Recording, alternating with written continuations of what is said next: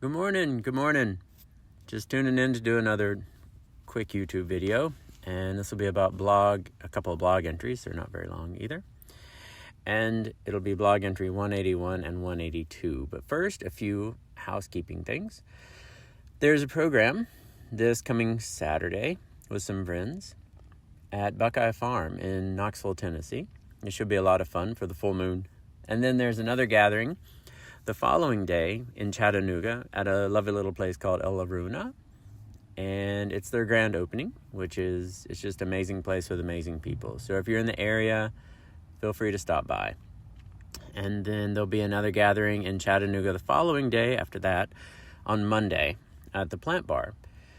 And that'll be monk chat. So we'll just hang out and chat, and I'll have some books with me and things like that, answering questions and just hanging out in person, just shooting the breeze and talking about any topics that come up that may be helpful for people on their spiritual journey.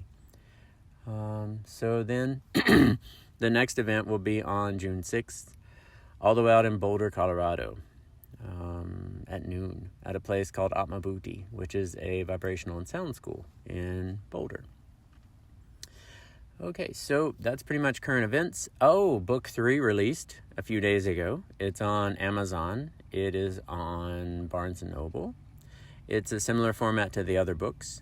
Book 3 is more of an introspective book. It's more about navigating emotions and intuition and distinguishing between the two, and a bunch of tools on how to grow our intuition and heal our emotion inside, and how that will connect us more devotionally to Radha and Krishna, and how we feel and fine-tune what we feel resonates with us.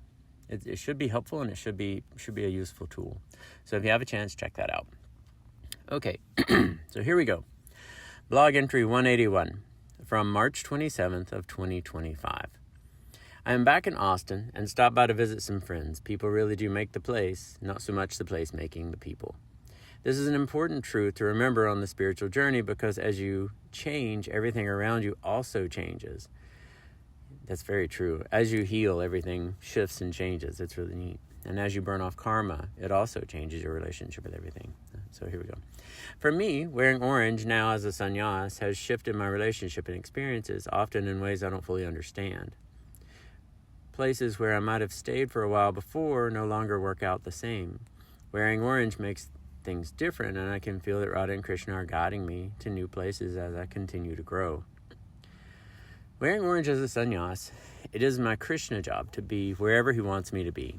Sometimes that means being around new people nonstop. Other times it means being completely solo, wherever he desires for me to serve. Just because I stopped somewhere before doesn't mean I'll stop there again in the future. The path is a wild ride, and it is Krishna's work. I am simply following his lead. So the one thing that I would like to reiterate on this post is people really do make the place, not so much the people.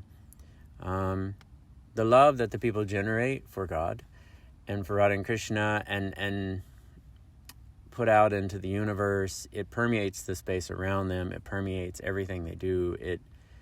It grows, and I just really can't explain how significant the love and the people are in the connection, and how special that is. Places are also special, and there can be really beautiful places and really not so beautiful places. But when we're talking about divine love and Radha and Krishna's presence and the love that spirit souls create in their devotion for them, nothing compares. Nothing. Absolutely nothing. Wow. Amazing. Okay. Blog entry 182. Here we go.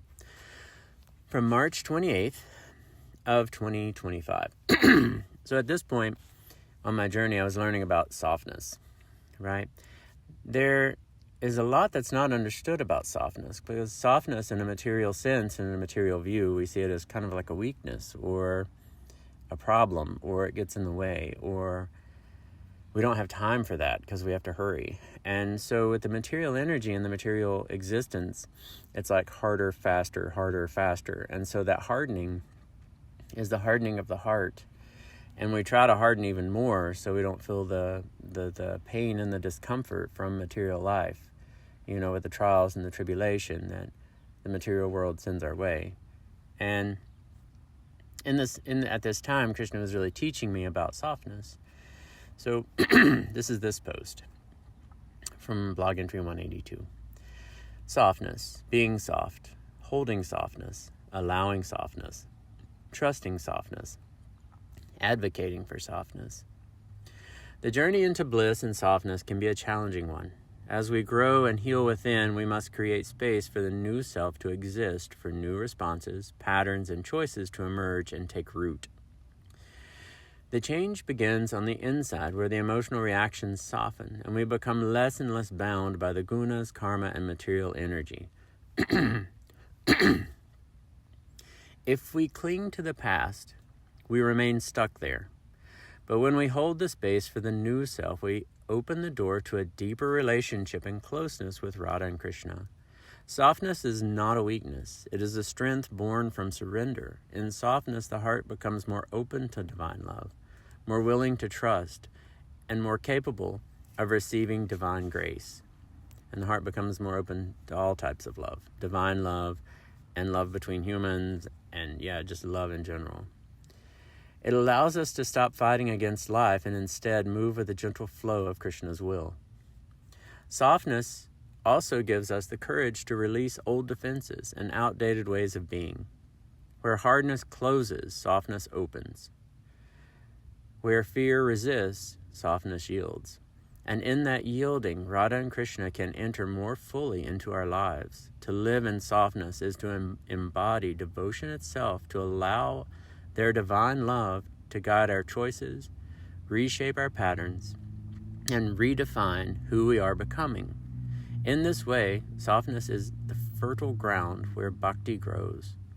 By holding space for the softer self, we nurture the intimacy of our eternal relationship with Radha and Krishna, letting it take root and blossom into our new way of being. So one thing that's really interesting is, as we grow, we have to make space for our divine selves and our healed selves to come into play. So what that means is when we come in touch with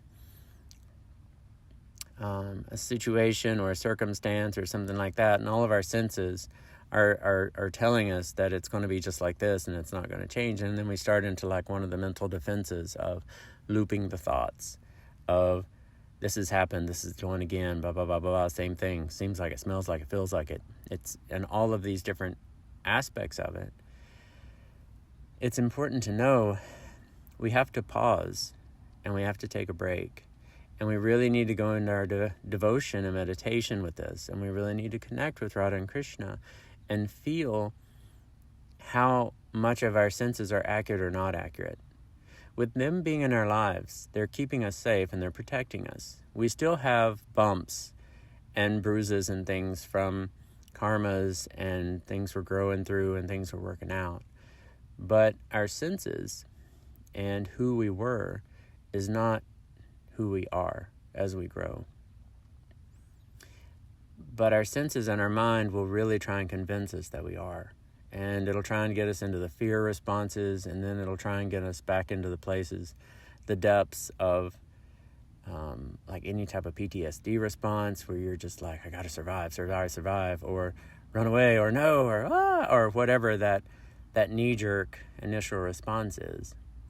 And at that time when that happened, we were at a different place in our karma, a different place in our journey, and we may or may not even had a relationship with Radha and Krishna.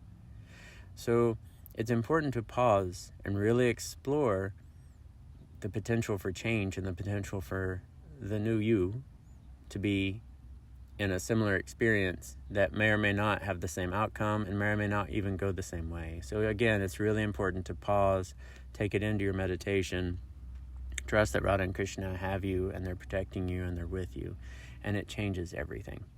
And the growth changes everything, and moving forward on your path changes everything. So thanks so much for tuning in. Thanks so much for listening along. Thank you for your support. If you're in the area, come to some of the events. It'd be great. If you have a chance, check out the new book. And Radhe, Radhe, Radhe. Have a blessed rest of your day. Radhe, Radhe, Radhe. Radhe, Radhe, Radhe. Radhe, Radhe, Radhe.